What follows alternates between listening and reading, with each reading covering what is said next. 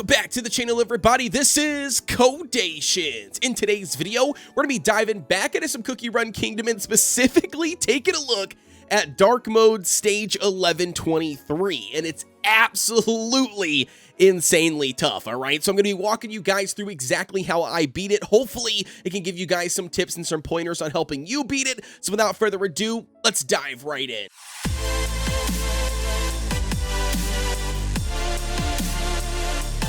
Diving right in, ladies and gentlemen. So like I said in the intro, stage 1123 Dark Mode. And I'm telling you guys right now, this one is a doozy. It is very, very tough, man. I don't know what they fed Wizard and Strawberry, but I'm telling you, Wizard must have been waking up in the morning and eating his spinach or his Wheaties because the guy is absolutely hitting like a Mack truck. So with that being said, though, guys, this is going to be the team composition that I am currently using and what I have currently been testing on stage 1123, and this seems to be the best way to go, at least for me personally at the moment. With these individual cookies, as always, on Vampire, I'm running a full Searing Raspberry set. Nothing special here. Once again, just trying to get the maximum amount of damage and attack as possible, because again, we want him to one-shot Wizard if at all possible. We've got Rye Cookie here as well. She, again, is running a full Searing Raspberry set. Once again, just trying to maximize on the damage. We've got Sea Fairy here.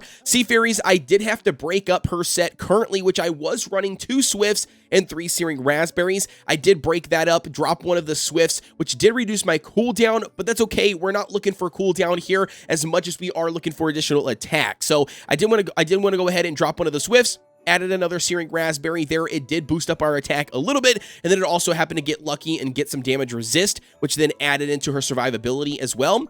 And then obviously for Pure Vanilla, we are going to be running a full cooldown set. Now, the reason why I'm going to be running a full cooldown set is because we need his heals as much as possible in this stage, especially when we get up to the boss, or not bosses, but, you know, when we get up to Strawberry and Wizard, we want to make sure that we have a heal at least ready to go, at least after we pop the Wizard. We want to make sure that we can heal our cookies through Strawberry's attacks. And then last but not least, we got that DC. I'm going to tell you guys right now, it is crucial that your DC is running Solid Almond set. If they're not running a full Solid Almond set, I promise you, DC is not going to stay alive long enough to get to the end Wizard, and that's going to be where you're going to need that defense break. He will not survive the initial waves. I'm telling you that right now. I've tested this literally for hours on end, okay? So a full Solid Almond set. In order for us to achieve the full Solid Almond set, we're just basically stealing Holly Berry's toppings, popping them onto Dark Choco for the time being, which is going to give us 40, if I pull my Kramer,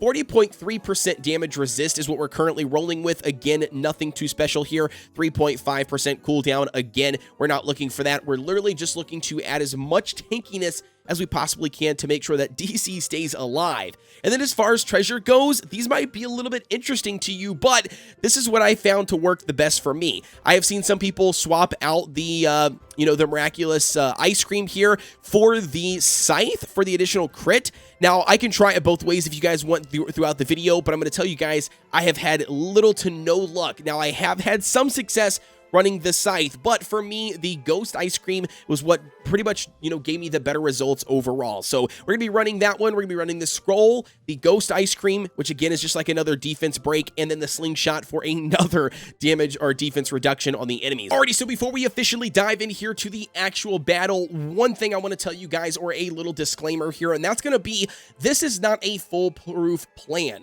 At the end of the day, this is just a strategy. This is what just works for me, or at least what I have found to give me the 3-star clear. Once again, all of my cookies are level 60. All of my toppings are the way they are. You might have different toppings. You might have different substats. You might get lucky with some critical hits that then do additional damage for you to beat it. You might not get critical hits, and you might do less damage, which then allows the Wizard to live, and then it wipes your entire team. At the end of the day, it's going to come down to perseverance. You have to continue trying the stage over and over and over again once you have developed the strategy that works best for you, and then hopefully that will allow you to eventually clear it. Alrighty, so officially diving in here to some combat right off the bat. The first thing, you got to be running this on manual. There's no way that auto is going to help you out.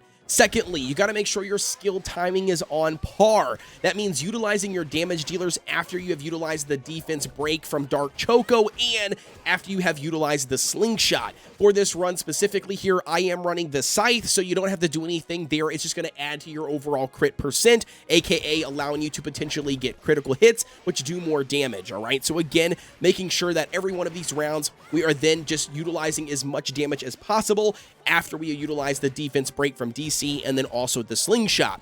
With that being said, the next thing you need to know, and that's going to be saving and utilizing all of your skills on that last, mob round before you get to Strawberry. You want to make sure that all of your skills are off cooldown, and the same thing goes for your slingshot. You want to make sure that it is off of cooldown and ready to be used, okay? So what I mean by that is, as you see here, I'm specifically not utilizing individual skills if they are available, like DCs here, because again, I want to make sure that I'm saving it for this last round. Next thing up, Slingshot, DC, Sea Fairy, Rye, and then Vampire, literally all in a row as fast as possible. Your goal is to take out Wizard. As soon as you take out Wizard, that's going to be where you can then continue to, manually play. Don't put it on auto thinking you can just beat Strawberry, because she's still pretty strong. So you want to make sure you're still utilizing your skills in the correct order. DC, Slingshot, Sea Fairy, Ryan, Vampire, making sure all of your damage dealers go after those individual, debuffs get applied.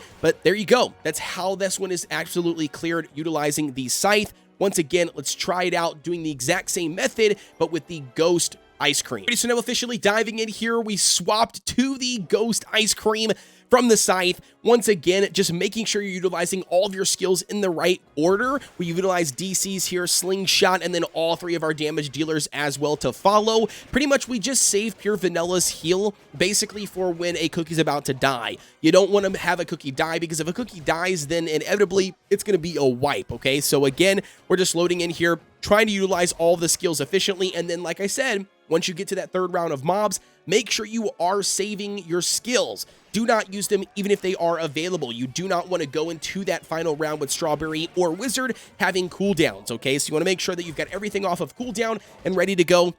Here's our third stage here of mobs or enemies. We're going to go ahead and once again rinse and repeat. We got the Slingshot with DC, all three of our, attackers. Again, it doesn't really matter on what order. I've messed around with this, used different orders when it comes to utilizing the DPS. It doesn't really make a difference. You just want to make sure you hit them all after that the debuffs have been applied. So once again, we're going to go into this final round. We've got a couple cooldowns, but we should have no problem.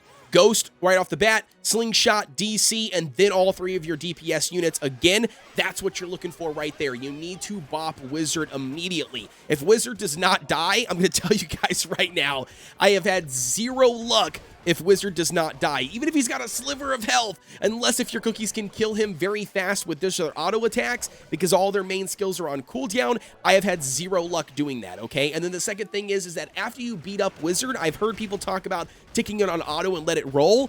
Definitely a bad idea. I've done that too. It works literally like 1 out of 10 times doing that on auto, because sometimes the skills and the AI just doesn't use them efficiently. So again, make sure you're utilizing your skills efficiently on manual mode. And there you go, ladies and gentlemen. Hopefully that shines some light on how exactly to beat stage 1123 dark mode. Once again, guys, keep in mind that this is just what has worked for me and has worked for other players in my inner circle. I mean, again, something might work differently for you. Maybe you find out a different composition even works for you. But for me, this is what I found that works the absolute best overall, at least as far as consistency goes. Naturally, like I said, it's going to come down to your overall toppings, your skill levels that you've got on your cookies, your levels on your cookies. Your cookies can be too low of level. That is a possibility. And then not only that, guys, sometimes it just comes down to pure luck. You got to make sure that you're getting the right critical strikes when you can, making sure you're doing the additional damage, and making sure that you absolutely are timing your skills to their maximum efficiency. As always, guys, don't forget to like, comment, and subscribe. Hit the notification bell so you know exactly when we drop a video and when we go live, which is typically Monday, Wednesdays, and Fridays. Right now,